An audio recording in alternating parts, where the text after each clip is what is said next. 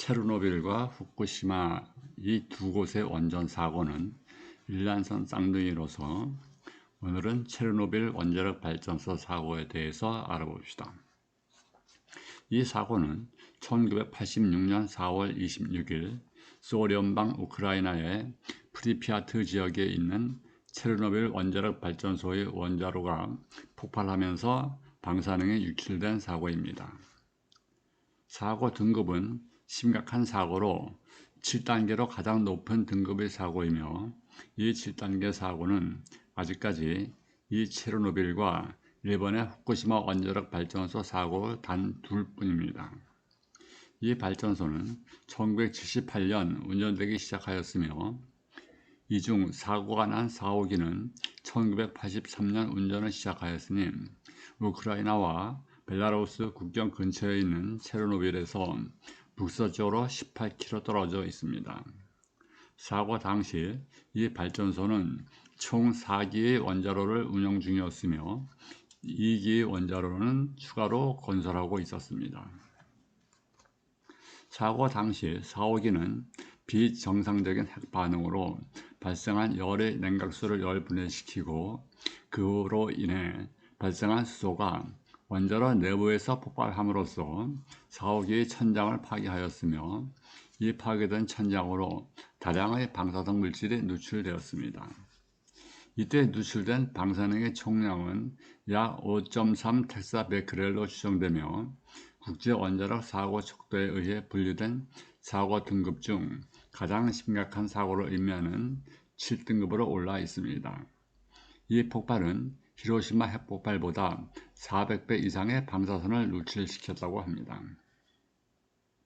사고 당시인 4월 26일 오전 1시 24분에 4번 원자로 덮개에서 1차, 2차 폭발이 연속 일어나면서 콘크리트 지붕이 붕괴되었으며 이 사고로 700톤에 달하는 방사성 물질이 누출되었으며 체르노빌 원전 인근 지역은 반경 30km가 넘게 오염되었습니다.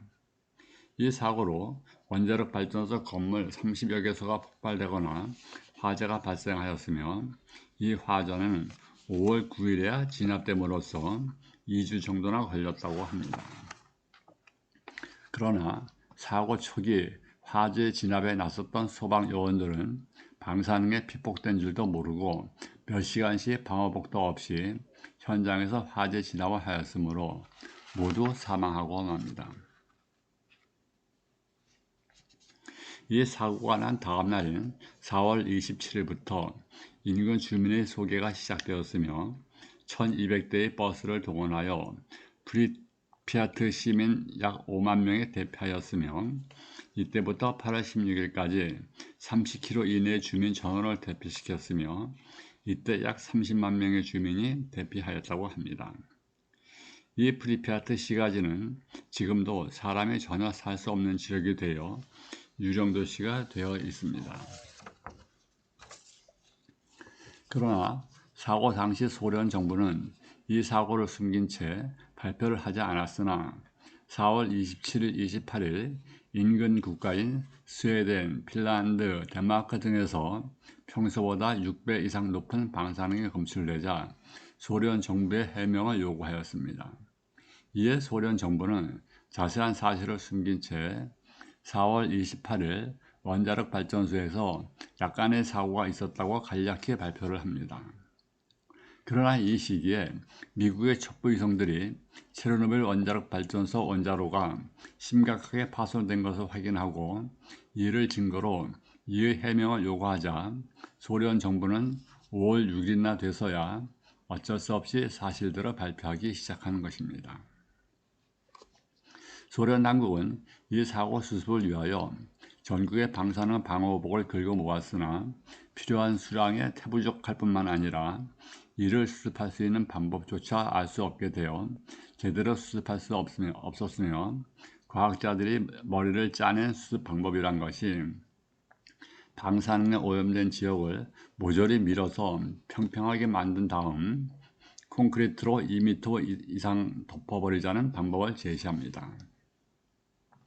즉 현재의 인류의 기술로는 이를 해결할 방법이 없으니 이 지역 전체를 콘크리트로 덮어버리자고 한 것입니다. 그러나 이 방법조차 제대로 시행하기도 전인 사고 발생 5년 만인 1991년 소련 연방이 해체되자 이 지역은 우크라이나 땅이니 너희들이 알아서 하라고 하고는 신생 러시아는 이곳에서 발을 빼고 맙니다. 그러니 소련의 힘으로도 안 되는 사고 수습을 우크라이나 혼자 힘으로 어떻게 수습을 하겠습니까? 결국 사고 이후 35년이 지난 지금도 이 지역은 사람은 물론이고 동식물조차 살 수 없는 황폐한 지역으로 남겨진 것입니다.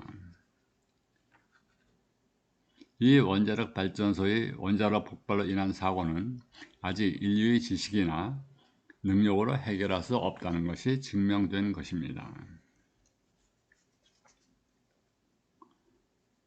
후쿠시마 역시 사고가 난 지 10년이 지난 지금까지도 해결이 안 되고 있으면 앞으로도 30년이 더 지나도 이 해결이 불가능할 것으로 보입니다. 그러면 이 사고에 따른 인명피해를 한번 알아봅시다. 이는 구소련의 특징인 폐쇄성으로 인하여 정확한 것은 알 수가 없습니다. 물론 발표를 하기는 하였으나 그 숫자가 불과 31명이라고 하였으며 그러니 이 숫자를 믿는 사람은 아무도 없으며 실제로는 10만 가까운 인명피해가 있었을 것으로 추정될 뿐입니다. 이 폭발 사고 당시 발전소 안에서 복구 작업을 하려고 했던 사람들은 물론 그 안에 있던 사람들은 모두가 피폭되었으므로 대부분이 사망한 것으로 보며 사망 직후 화재 진압에 나섰던 소방 요원들 모두가 방사능에 오염되어 사망하였다고 합니다. 또한 불구경하기 좋아하는 사람들은 항상 있기 마련이며 발전소가 폭발하면 거대한 화재가 발생하자 프리피아트 시민 중 상당수가 이것이 얼마나 위험한 줄도 모르고 거대한 폭발음에 깨어난 시민들은 한밤중에 집에서 나와 이 불경을 하였던 것입니다. 이로 인하여 이 사람들은 모두 직접적으로 방사능에 피폭되었으며 이들 대부분의 사람들이 모두 죽게 됩니다. 또한 사고 현장에서 바로 죽지 않고 병원으로 이송되어 치료를 받은 사람 중에는 임신 중이었던 부인이 병실에 와서 장시간 간호를 했던 경우 그 부인마저 피폭되어 아이가 태어나자마자 곧바로 사망하였으며 부인마저 피폭 증세로 사망하였다고 합니다. 즉 발전소 내에서 방사능에 오염된 사람은 그 사람 자체가 방사능을 내뿜는 오염물질이 되어 제3자에게도 방사능에 영향을 미친다는 것입니다. 따라서 이렇게 죽은 사람들은 화장을 하면 화장장에 방사능에 오염되니까 화장을 할 수도 없고 하여 심하게 오염 사람들은 납으로 된 관에 넣어 완전 밀봉한 후에 땅에 묻고 시멘트로 봉인을 하였다고 합니다. 어쨌든 사고 당시 반경 30km 내에 있던 프리피아트나 체르노빌에 살고 있다 대피했던 30만의 인구 중 몇 명이나 피해를 입었는지는 알 길이 없습니다. 또한 사고 이후 이 지역에 살던 사람들의 이세는 다른 지역에 비해 유난히 갑상선 암에 걸리는 사람들이 많았다고 하며 즉 이 방사능에 오염되면 본인은 물론 태어나는 아이들까지도 그 피해를 입고 살아가게 된다는 것입니다.